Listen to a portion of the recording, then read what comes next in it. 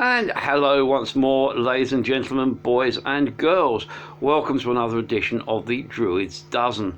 This is episode 21. My name's John. I'm known in certain circles as the Rock Druid, and I'm a bit of a radio DJ. I present a couple of radio shows. There's the Rock Druid show on astroradio.earth and the Sunday Rock show on BC FM radio 93.2 FM in the Bristol area.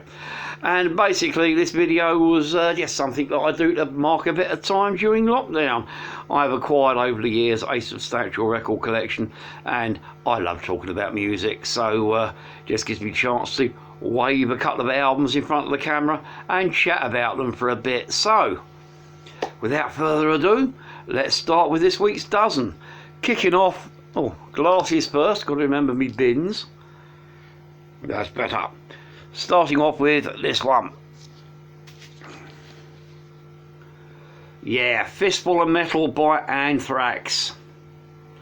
There's the front.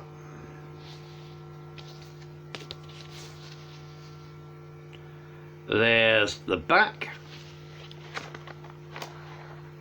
And no, there's nothing of interest in the sleeve, apart from I'll point out this is an original, put it that way, Music for Nations pressing.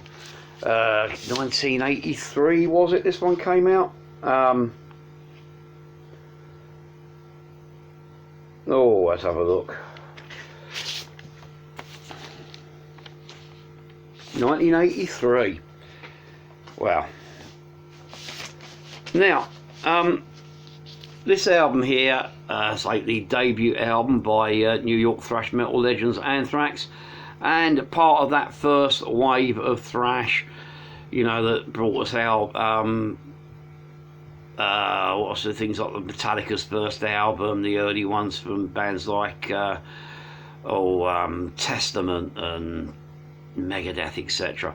Very earliest days of thrash metal, and so this was Anthrax's debut album, and I'll be honest with you, Anthrax are a band overall I can take or leave. There's some stuff that I do think is really good.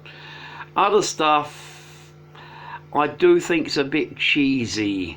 You know, they're a band that dabble in a bit of the old New York hardcore from time to time, and don't get me wrong, you know, I'm a massive fan of bands like Crumbsuckers, but, you know, I don't think Anthrax really kind of managed to do that kind of thrash metal hardcore bridge they try to do at times, all that successfully. However, you know, I'm not knocking Anthrax, and you know, like I said, most Anthrax albums have got their high points, but overall I've got to admit this is probably my favourite Anthrax album. It's definitely the most thrash metal album that they've done, and it's the only one to feature original vocalist Neil Turbin, a guy whose voice I find more engaging than I'm trying to think of the bloke that replaced him. Mine's just gone. I do know it's just gone out the top of my head. But overall, you know, I like this album. Got cuts like Metal Thrashing Mad, Death Rider, Across the River, Howling Fury, Soldiers of Metal, and a cracking cover of Alice Cooper's I'm 18. It's got a kind of a bit like that first Metallica album I talked about the other week. It's got a kind of raw naivety to it, and overall makes for a very engaging listen. So, you know, so it's not a typical Anthrax album, far from it, but my favourite, and definitely one I'd recommend. Yeah, number one, Anthrax, Fistful of Metal, 1983.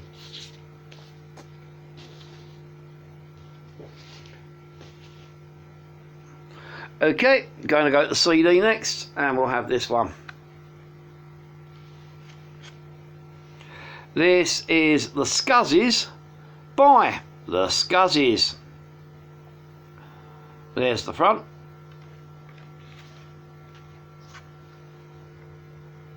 There's the back.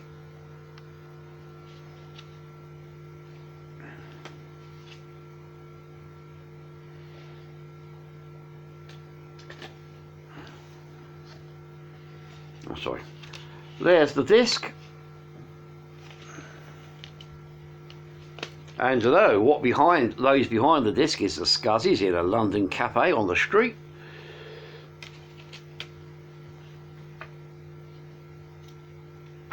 And there we are. That's the bass player with Pete Doherty there, who apparently is an old school friend. And I'll talk about Pete Doherty in a minute.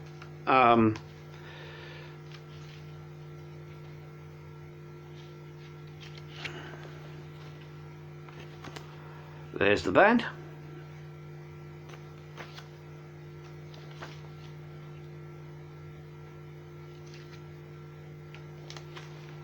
There's the credits and track listing on the back there. Now, Scuzzies are a kind of they're a punk band. Now, where they fit into the punk genre is a little bit kind of I don't know, difficult to pin down. Got a similar lineup too, and similar kind of sort of like approach and sounds with bands like the Subways. They got a bit of that kind of Libertines, Baby Shambles, sort of punky alternative indie kind of vibe to them. Yeah, on the other hand, they also got a bit of the old Clash-esque kind of straightforward punk of the old school. It's an interesting blend. As far as I'm aware, this is the only album they've ever released to date, and I don't know whether they're still going. And it's a cracking little record. Did quite well on our album of the year when it came out. 2011. And if I remember right, it did quite well on our BCFM's album of the year, the Sunday Rock Show's album of the year award for that year. So a cracking little track. High points include the opening cut, Hungry as a Hound. Then you got my favourite personal cut on here, Rich Girls. Are You Sleeping? The Unknown Principle. Brompton Cocktail. They're all excellent little cuts. They're engageable, they're quite commercial, but they're highly kind of danceable or pogoable, whatever you want to call it. Just a cracking band. And then you've got the bonus cut, a song called On the Corner featuring Pete Doherty. Now, the bass player, who I'm going to have to look up the name again because I've just forgotten, Laura someone.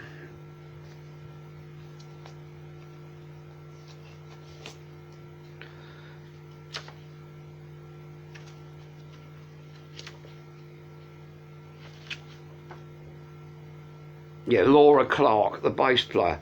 Old friend of Pete Doherty's, known him since their school days apparently. And they kept in touch. When they recorded the album, they asked Pete Doherty to come and do some vocals. And the guitar on this as well. Can't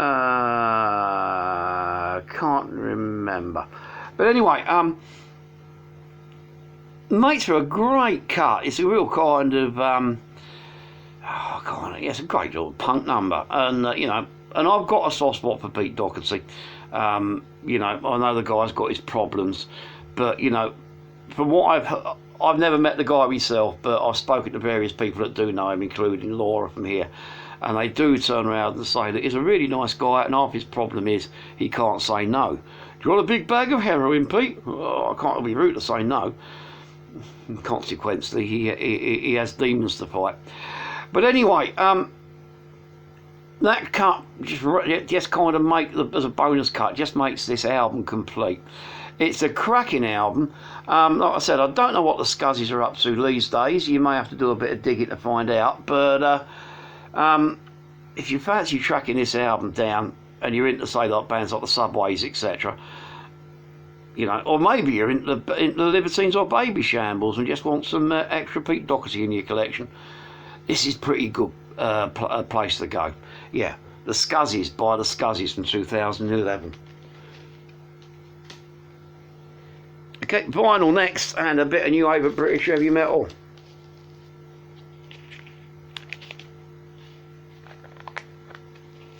Here we go. This is a very beaten up, dog-eared copy of this album. I do possess this on CD, but I'm waving the vinyl in front of you because it's what came out the racks. There's the front. This is, of course, Night of the Demon by Demon from 1981. So there's the front, and there's the back with the lyrics.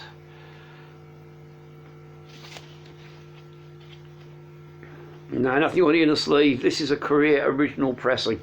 I think that the Clay reissues have an inner sleeve, but I may be wrong. But anyway,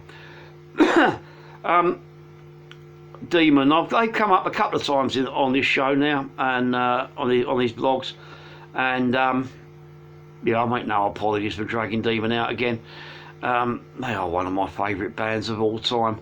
Band I've seen live on more occasions than I care to think of. You know, I've got all their back catalogue, including Dave Steele's solo album, and you know, I've had the great privilege of interviewing them and sort of hanging out with them on a couple of occasions. Hence the reason why you don't know if it's going to come up on here, but you'll see this is there's kind of, no, you probably can't see it on here because it's done in biro, but it's autographed by the lineup, so good stuff. Yeah, Demon, a new wave of British heavy metal band out of Stoke-on-Trent. Yeah, sort of Leek, Staffordshire area. Sorry, not Stoke-on-Trent, Staffordshire. And you know, probably, well, I won't say most famous because they kind of yeah, their first two albums are pretty sort of cult sensations anyway, but you know, from the Plague album onwards that we had on the show a couple of weeks ago, developing into one of the kind of first pure prog metal bands, and doing some really good sort of like socially, politically aware concept works. However, their first two albums, this one and The Uninvited Guest, was it The Unexpected Guest? I can't remember. Let's get that and that Marillion song mixed up. But anyway, I'm old, you know, my brain's not as sharp as it used to be. Yeah, kind of interesting kind of horror concept works. You know, we might, you know, kind of hailing back to the writings of writers like M.R. James, etc. Now, this is their debut album, and unlike the couple of albums that came after it, this is only half a concept. The first side is a kind of concept album, kind of, although it's a story that Dave Hill says he came up with himself to kind of write about, it does kind of bear fairly strong kind of connections with the M.R. James story, The Casting of the Runes, which became the film Night of the Demon back in 1960, whenever. Kicks off with the full moon instrumental with Arise, Arise, Arise, and then straight to cut Night of the Demon. Into the Nightmare, Father of Time and Decisions. Make a sweet little piece of spooky horror rock. Cracking piece of music. The other side is more kind of like a traditional album. There's Ride Like the Wind, One Hell of a Night, which is still to this day a key part of their live set. Fought to Play the Hard Way, all great tracks. Yeah, there's a clunker on here. I'm not a big fan of The Big Love, which was their debut single, but you know, at the time they were a young band finding their feet, and with what this band's done after, I can forgive them a clunky song. Of course, you know, Demon still going, String of great albums behind them. So I've dealt with a couple of them on this show, and they'll come up again as long as they've got albums to wave in front of the camera that you haven't seen before. So yeah, Demon, Night of the Demon, 1981. If you're into Demon, if you want to get into Demon, it's as good a place to start as any. Good stuff indeed, and an album that's hailed as a bit of a classic. Okay, next up, kind of come up to date a bit now. This is one of these. This is We Are Soldiers by Teramaze. There's the front. All there is on the back is that. So this is one of these promo copies. So I don't know if you're going to buy this in online and CD or whatever. I may even have a vinyl release. I'm not sure. You know, you may get a digipack or a jewel case or something with it. But I say this is my promo. Yeah, this came out in last year, 2019, and on here as well we have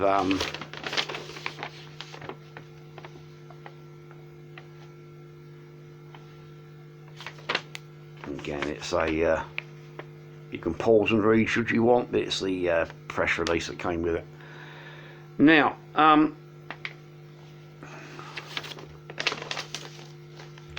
Teramaze are a progressive metal band. They're out of is it Melbourne? Yeah, Melbourne in Australia.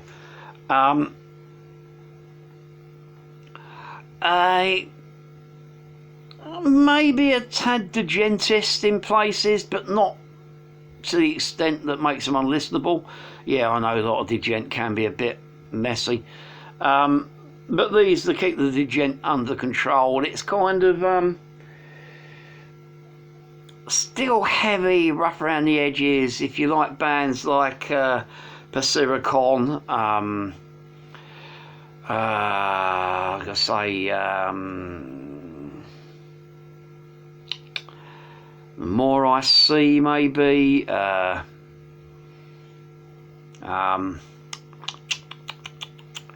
Trying to think, because these guys have got a pretty unique sound.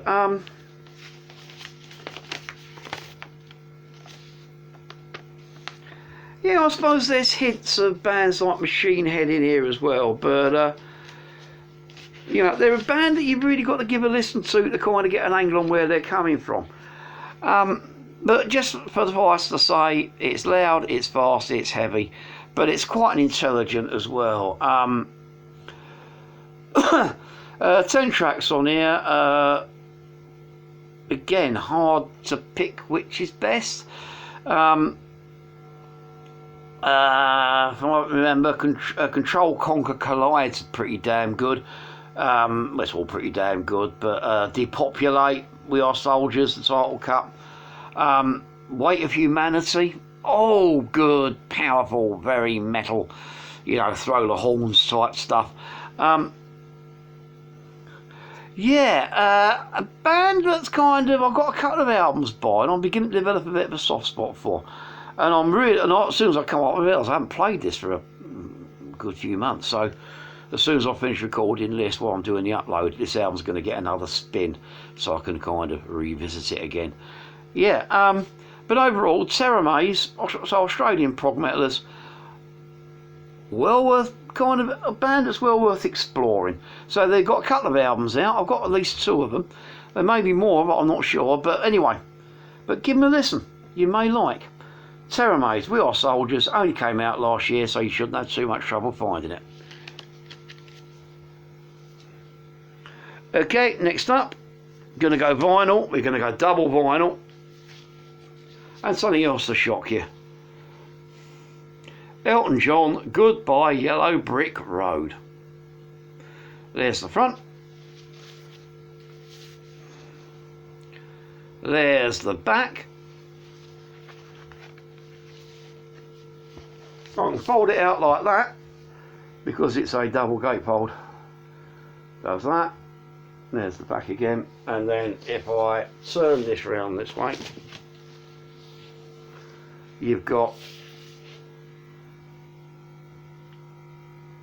all the lyrics, or some interesting artwork for each song. And then I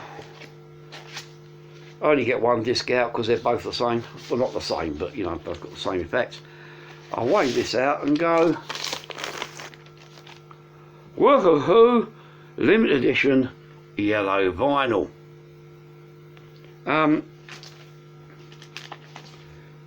Quite rare. I didn't realise it was quite rare when I grabbed it. Found it in a second-hand shop. Paid a few quid for it, and apparently the yellow vinyl copies, yeah, the market fluctuates, but you know, they can go from anything between sort of like 25 to 60 quid, depending on you know, if there's any on the market and how desperately people want one. And no, you can't have this one because this is one of my favourite Elton John albums. No, I've said before, because Elton John's come up a couple of episodes, a few episodes ago now on this channel, I've got a big soft spot for Elton John, especially the early 70s stuff. The guy's a great rock and roller. Him and Bernie Taupin write sublime songs. There's a Joanna Tinkler. The guy's, you know, old Reg Dwight here is sort of like, you know, has got a few superiors, and overall he just writes some great rock and roll. That's the way to describe it. It's just really good rock and roll, piano driven stuff. And this album, it's just a belter all the way through. I just go through it bit by bit. The side one, you've got Funeral for a Friend into Love Lies Bleeding, which is a fantastic little instrumental into a great rock and roller. You got Candle in the Wind, and no, it's not the really shit Goodbye England's Rose Lady Diana tribute song. This is the original Marilyn Monroe kind of track. A bit overplayed, but you know, the original's a great song. The re-recording version is shit, but the original's remake. Benny and the Jets, and that's just the first side. You got the title track on the second side. Good Big Yellow Brick Road. Jamaica Jerk Off. You know, Elton John playing reggae is not exactly the greatest thing, but you know, you can't have it all perfectly. But then you got I've Seen That Movie Too, a fantastic breakup track. You know, an anti-love song if ever there was. I'm going to read you some of the lyrics because they're great. Where is it? I can see by your eyes you must be lying when you think I don't have a clue. Baby, you're crazy if you think that you can fool me, because I've seen that movie too. It's the one where the players are acting surprised and saying that love is a four-letter word. Between forcing smiles, they've got knives in their eyes, and their actions become so absurd. It's a habit I have. I don't get pushed around. Stop twinkling your star like you do.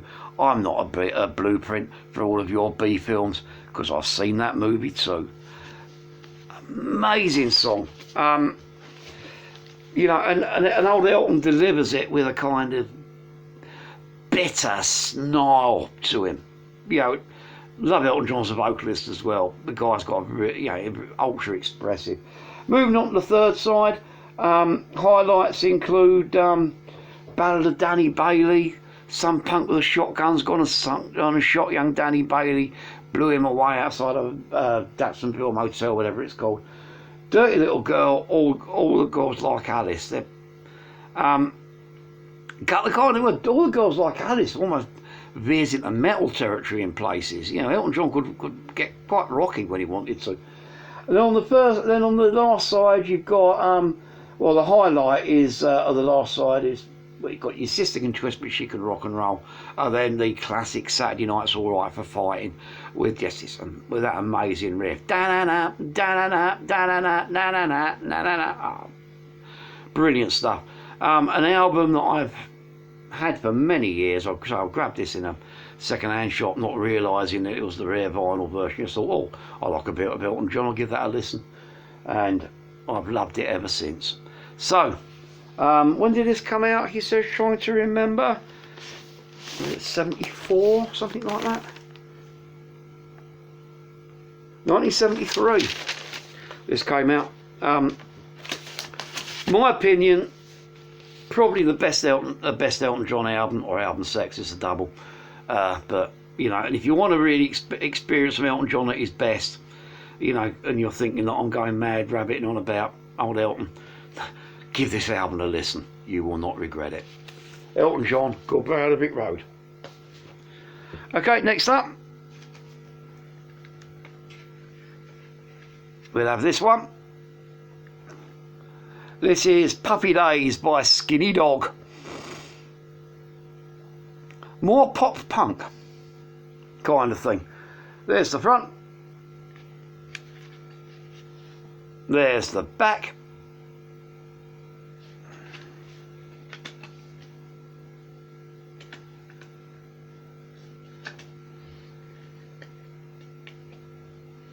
Nope, there's no, there's the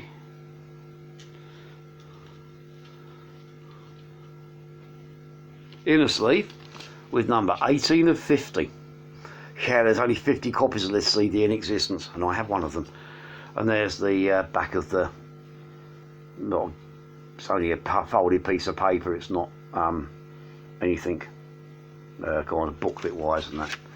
Now, Skinny Dog, these guys are a young, and when I mean young, I mean late teens, early 20s band, and they're out of the sleepy Somerset town of Taunton, down there in Somerset, or Somerset as they call it round this way. Came across these about 2 years ago. My band Alien stashed him. We're fairly regular performers at an event called Kennet Fest, which is held in Yeovil every year. Interesting little festival. There's this guy called Kennet, and one day he's coming up to his 18th birthday, and he was at sixth form college, and he said to his mates, what do you want to do for your birthday? And he said, I fancy going out and seeing a couple of bands. He's into his metal, he's into his punk and that. Now, they found out on this particular night when his birthday was coming up that there was no there was no bands or playing in, no sort of bands that he liked playing in Taunton that day, because Yeovil, sorry, because Yeovil's a tiny, not a sleepy little town. So they organised a couple of bands on a stage. It was really successful in a pub, and they've been running it ever since. It's not happening this year because of COVID, but overall it turns into one of these nice little local festivals. It's just about, you know, it goes on for sometimes one day, occasionally it's been a 2-day event, but it's bands in a local boozer, normally the Railway Hotel in Taunton, and you get about half a dozen bands playing per night, and you know, it's open to the public, and it's normally free entry with a donation bucket at the end, and everyone just has a good time. Kennet has an amazing birthday and gets hammered, and you know, so Alien Sashing's been involved for a few years now, on and off, and a couple of years ago, Skinny Dog were on the bill, and these guys were great, kind of, you know, if you're into kind of US pop punk, you know I'm talking about, and I know stuff I don't mind in small doses, you know, stuff like The More I See, All Time Low, Minor Plan, all that kind of stuff, you know, Simple Plan, not Minor Plan, the Simple Plan, those kind of bands. Get them and Minor Threat mixed up, which you shouldn't really do, but anyway, these will be right up your street. You've got, you know, there's 5 cuts on here. Freeloader, Fine, Over, Gravity and Haunted. Every single one's a bit of a belter. It's in you, it's up, it's cheeky, it's in your face, it's danceable, it's kind of got a bit of teen angst running through it, like all good kind of pop, sort of youth orientated pop punk should be. So you're going to have a great difficulty finding this. It's on CD. It's this is only 50 copies pressed, and I don't think I've done a second pressing. Band are still going in together. They were due to release something this summer, but with COVID and that, I think it's been put on hold. But you know, this is going to be available online via their Bandcamp page, or you know, if you contact the band via Facebook or something, they'll probably be able to send you the MP3s. But I hastily recommend that you do. And if you know, once all this, once live gigs are back on again, if you get the chance, go check out Skinny Dog. Amazingly fun live band, really nice kids, and they do a good gig as well. So yeah, from about 2 years ago, Puppy Days by Skinny Dog. Just got a mouthful of liquid.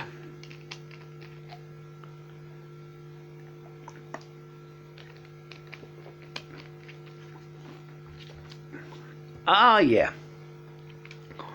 Now, so far I've been consciously avoiding waving compilation albums around,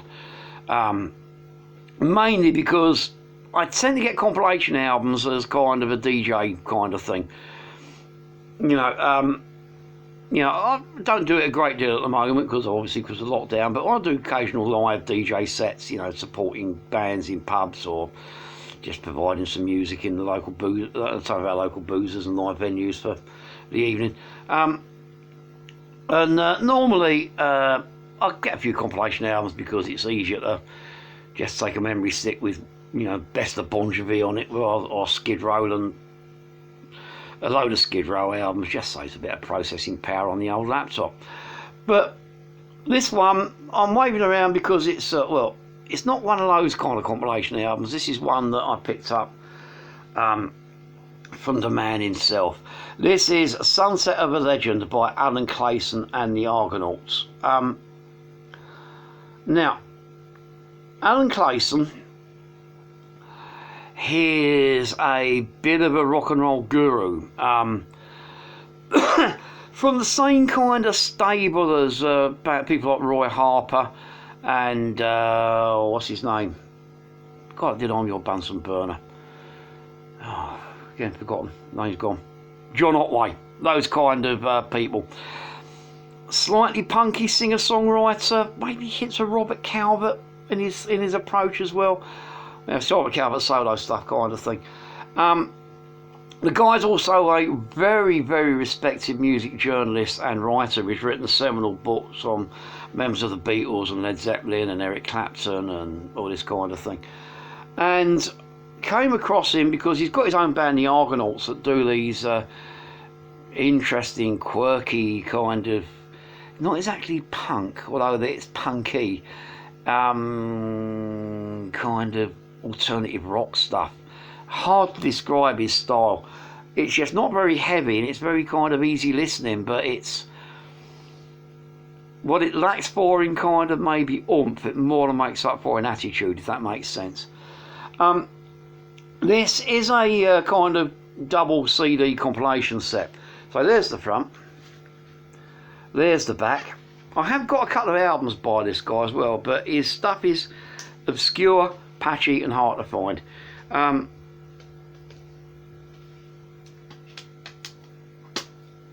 Yeah, there's it's double CD thing. Here's the booklet. There's Mr. Clayson himself. And on here you've got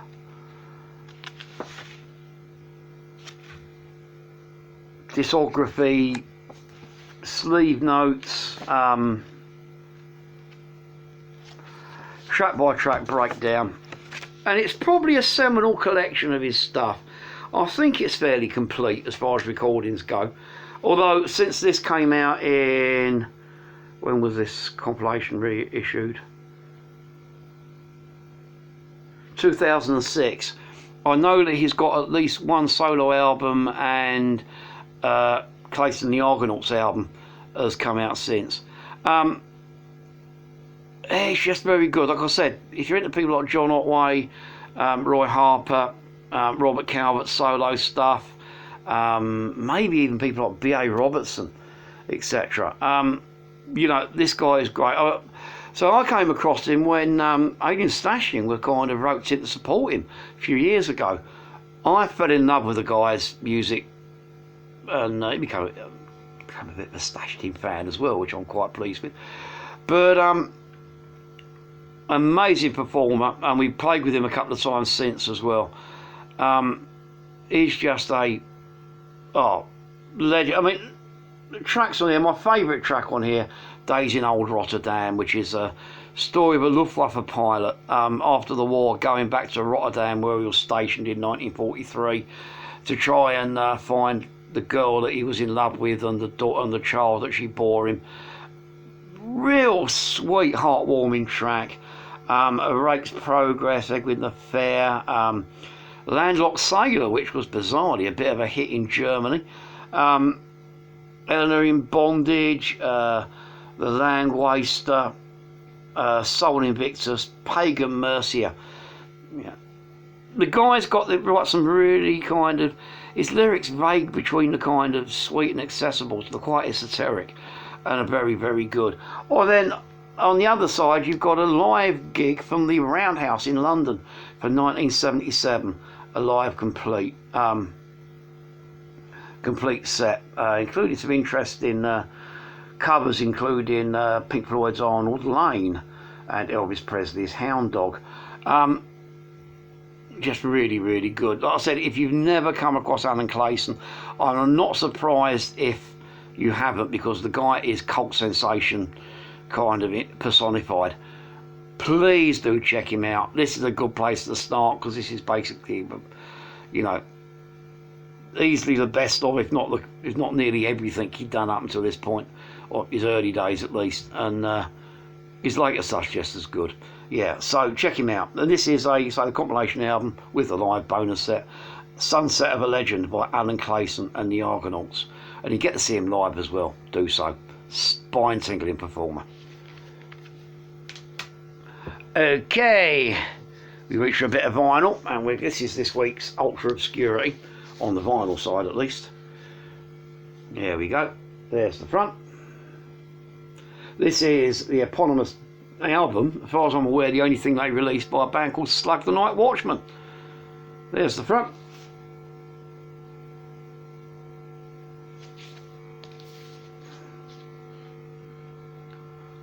There's the back. And there is nothing on the inner sleeve that I'm aware of, no. Now, Slug the Nightwatchman, a band that I know very little about. I can't even remember where they're from. Part of me says London, but the recording credits here says it was done in the studio in Yorkshire. They could both be right. They could be London and Yorkshire, as far as I'm aware. But I don't know much about them. As far as I'm aware, this is the only thing the band ever released. Came out 1990 on China Records, and you know, I think there was a single off this album, but beyond that, Lord knows. Now, I got this album due to a negative review in Kerrang. Yeah, Kerrang. I used to read Kerrang. You know, yes, I know it's the tabloid equivalent for the music press, but you know, there was a time when it was quite enjoyable. And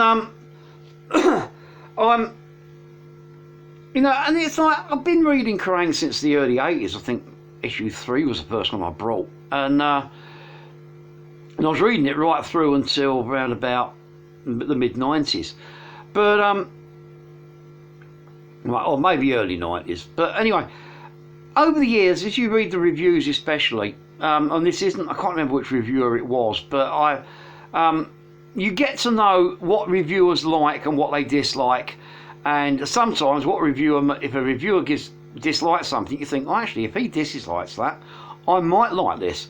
And I think this got like a 2-star review, or 2K review, and I thought, I remember thinking about blues rock and kind of sounds a bit like Dr. Feelgood. I went out and got a copy, and you know, purely on the review, I had a few quid to spare. I think I'd done some overtime in work, had a couple of quid burning a hole in my pocket, found this in the local record shop, grabbed it, and it's been a bit of a favourite of mine ever since. This is a great blues rock album. If you're into sort of like Dr. Feelgood, 9 Below Zero, you know, those kind of bands, you know, the Pirates, etc. This is me right up your street. It's loud, it's bolshy, so it's very, very bluesy, it's very, very slick. But on the other hand, it's rough as fuck around the edges. It sounds, vocalist Pat Grogan sounds like he's trained his voice by smoking 15 packs of Marlboro and drinking a bottle of vodka between each take. You got Jeff Carlin, a fantastic six-stringing guitar slinging widdly genius. You got the rifftastic Graham Baker on rhythm guitar, Wayne Tyus and Stuart Wilcox on drums. That's the rhythm section, etc. So cracking album. Just really, really good, hard blues rock. No other way of describing it. There's no bullshit to it. It's just does what it says on the tin. It just rocks. Again, there's not really a dodgy track on here.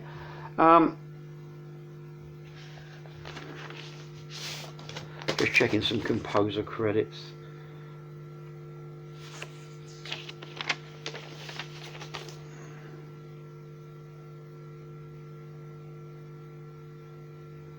Yeah, it's all original material. Hard to pick a highlight because the whole album's one massive highlight. Personal favourite, Jesus and Mary, maybe British Steel, Texas Information. Probably my favourites, but believe me, every track on here is a bit of a rocker, bit of a classic. Slap My Face, the opening cut, amazing stuff. Yeah, I have seen this on CD a good few years ago. Whether it's in print at the moment or you're going to have to go hunting through second-hand shops and listings, I do not know. I don't know whether it's had a digital issue or whatever, but, you know, like I said, if you're into kind of your Dr. Feelgoods, your Pirates, your 9 Below Zeros, etc., this is one that's well worth hunting down and checking out. You will not be sorry. Yeah, Slug the Nightwatchman's eponymous debut, and as far as I'm aware, only album from 1990. Brilliant stuff. Okay, next up. Oh, yeah. Here we go. This is the album that I brought up, made me buy my first CD player. There's the front. This is Black Radio Won't Play This Record by Mother's Finest. There's the front. There's the back.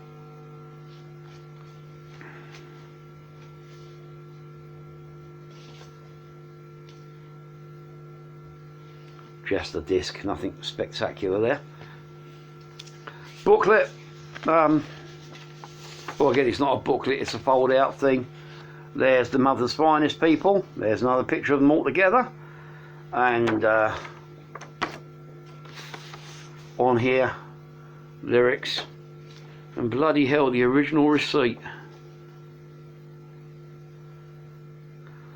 Bloody hell, I paid 13 quid for this. And that's in 1993. Ooh. And like I said, I didn't have a CD player when this came out. I brought this, and a couple of days later I got my first CD player because I wanted to play it. Now, Mother's Finest, if you don't know, they're a seminal funk rock outfit. Funk metal on this album, because this is probably one of the heavier things they've done. Kind of, you know, pile drivers, the fact that there's kind of African Americans in a hard rock band. They've been in a hard rock band since the early 70s. You know, they're kind of cutting edge on that style. One of the bands that kind of links up the kind of, you know, the kind of hard rock movements with your kind of funk and your P-funk and all that kind of stuff. Still going as far as I'm aware. and absolutely, it's a cracking band. I've got several albums by them. This one is, and as always has been, my favourite. This is probably their heaviest album. It's still as groovy and as funky as hell, but this one just rocks. I wasn't aware of Mother's Finest until one day I'm listening to Tommy Vance on the Friday Rock Show, sorry, and he played a couple of tracks off this album, Like a Negro. I think it was Head Banging, Booty Shaking. And I sat there looking at my mate Paddy and I went, oh wow. And then kind of I was wondering, I went, I was living in Bristol, went down to Plymouth to see some went down to see my family in Torquay. Was it Torquay they were at? Was it Liscard at the time in Cornwall? Went down to visit the family anyway, and took a day trip to Plymouth, found myself an HMV, and I suddenly looked thumbing through the CDs, and I saw this, and I thought, oh, I've got to get it. So I couldn't even play it when I first had it for a few weeks until I got a CD player, and it's been a bit of a favourite of mine ever since. Yeah, I said it's heavy, but on the other hand, it's groovy, it's funky, rock. I already mentioned like a Negro, Head Banging, Booty Shaking, but there isn't really a weak track on here. Power, Crack Babies, really powerful, emotive track. Move, Get Out of the Way, just brilliant. I mean, the performances are first rate. There's some I mean, first of all, like all good funk and that kind of thing, driven from the bass, and let's have a look. Who is it? Yeah, Wizard and Dion Bam Bam Derek on drums. Just, oh, God, those guys are tight. Chuck in, you got twin vocals of Joyce Baby Jean Kennedy.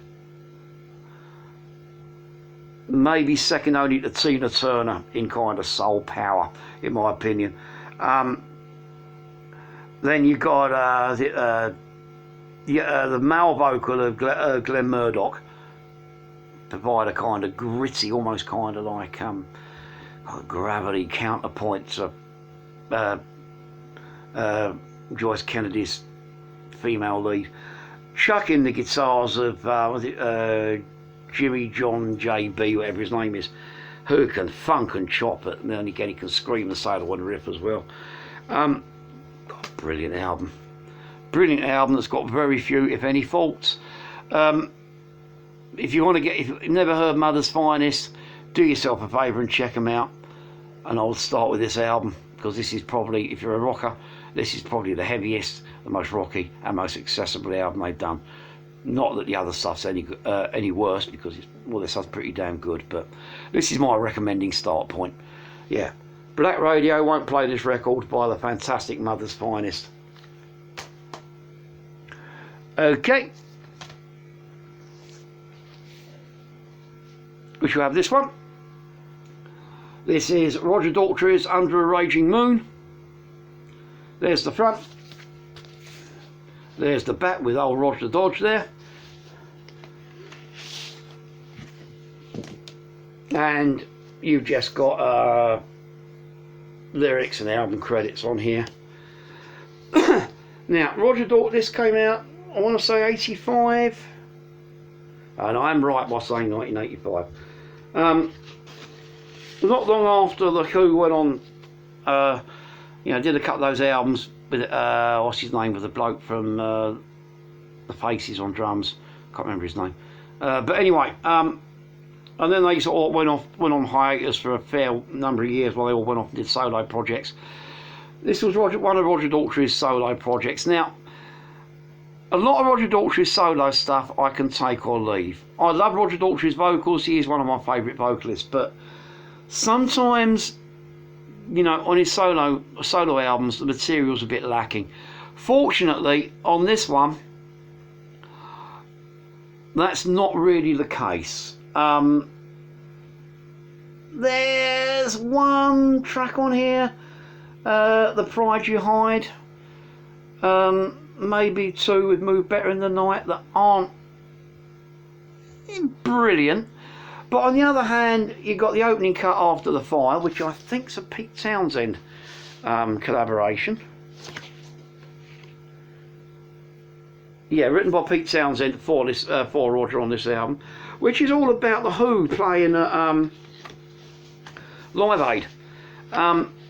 Don't Talk to Strangers, It Don't Satisfy Me, Let Me Down Easy, and then the title cut. This album's worth listening to just for that. It's a tribute to Keith Moon, and it's a story about Roger Daltrey's relationship with Keith Moon in the lyrics. You know, and it's like, you know, how sometimes he sort of sits back and shuts his eyes near Keith Moon playing. And then it's got this drummer solo section where basically he's just gone and phoned up a load of people and said, look, I'm doing this tribute to Keith Moon. Would you like to contribute a drum solo? And the people he got, Martin Chambers, who I can't remember who he's from, but then you got Roger Taylor from Queen, the legendary Cozy Powell, Stuart Copeland from The Police, Zach Starkey, Ringo Starr's son, Carl Palmer, Emerson Lake and Palmer, and then Mark Bazzacchi, who's the regular drummer on this album, and ex-Big Country, all of which are some of the greatest rock drummers in the world at the time. And the song just stops while they thrash the hell out of the kit for him in sort of like 8-bar bursts for a bit, and it works. It is just really good. Overall, like I said, this is probably one of, I've got a few of Daltrey's solo albums. This is easily my favourite, and in my opinion, easily the best. Like I say, some of his others can be very patchy, but you know, I hastily recommend this album. Roger Daltrey, Under a Raging Moon, 1985. Brilliant stuff. Okay, final CD. We have this one. Your Own World and the Vision of Sound by the Spiritual Bat. There's the front.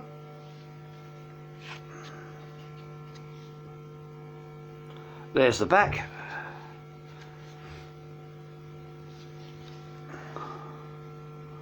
There's the oh yeah, there's a bit of detail behind there. Booklet. Well, that's just a fold out thing.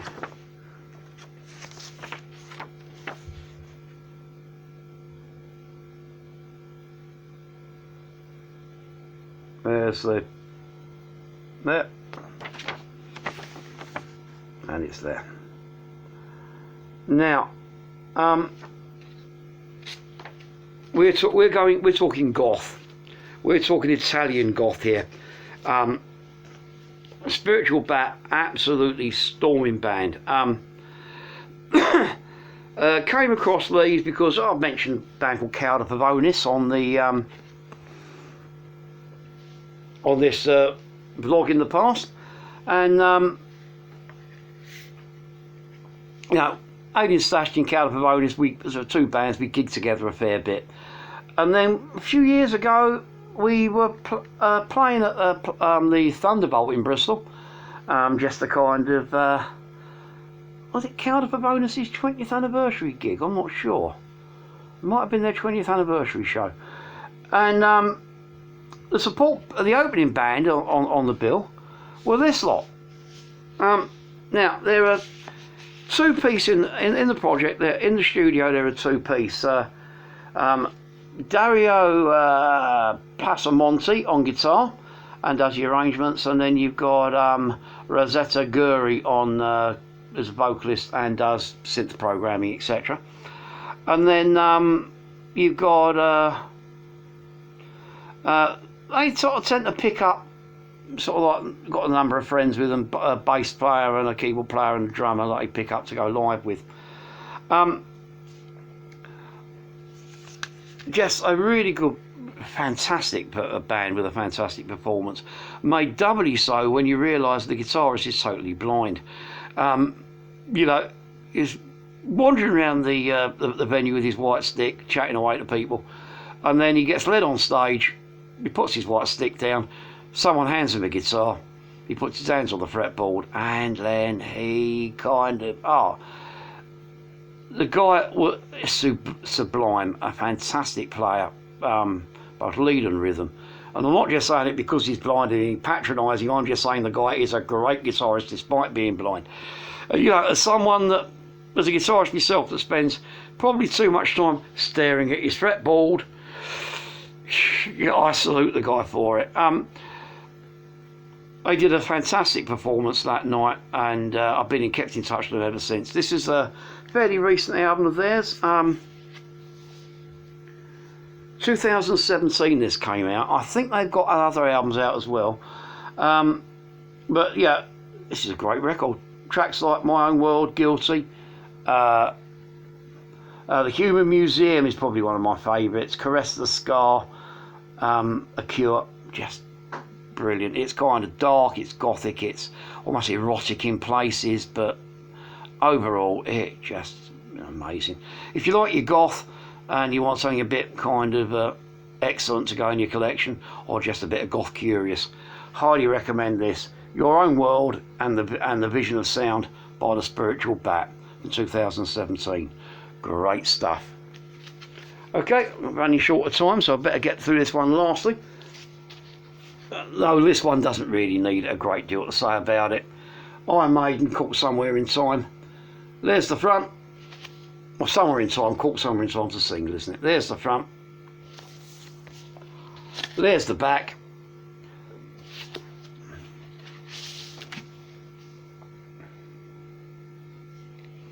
Maiden in the desert with some sci-fi cars. Lyrics and credits, etc.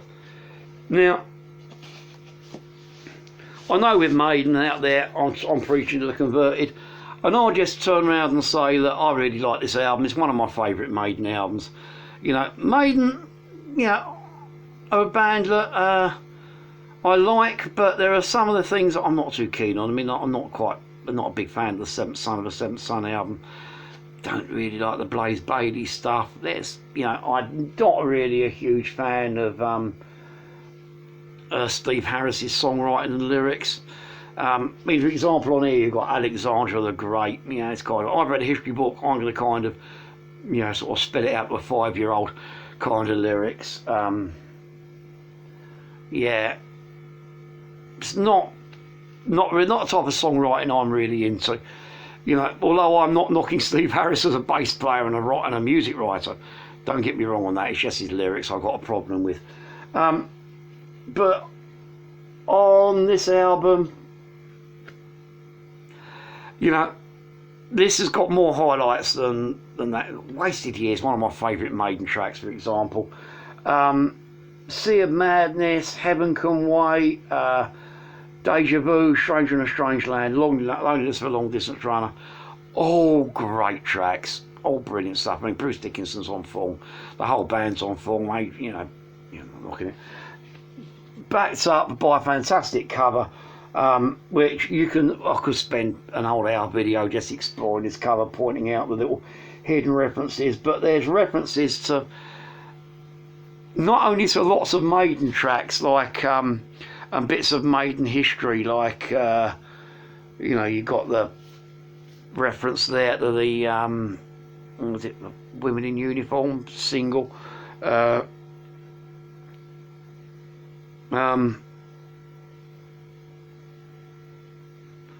to see some of the others on the back here.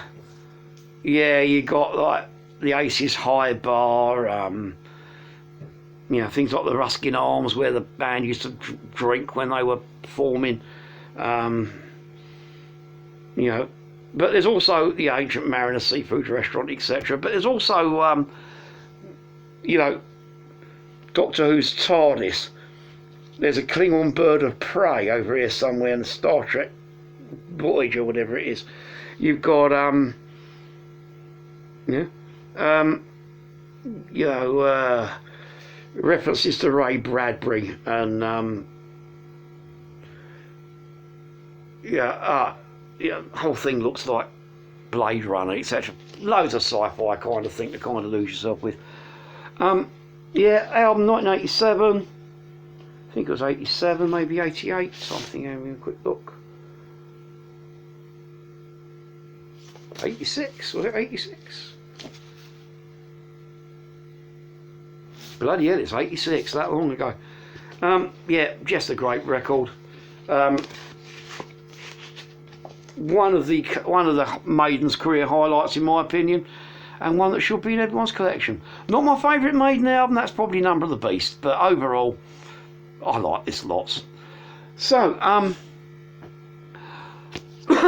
yeah, if you haven't heard it, do so. You know, and if you haven't heard it, why not? So that's me for this week. Again, I'm overrunning a little bit, so better wind up here. I want to say a big thanks for listening. Links to the radio shows are down there on YouTube. They're over there on Facebook. Those of you know, again, comments and likes and shares, etc. It helps me just get spread the word around. I'm not after fame and fortune. This isn't monetised.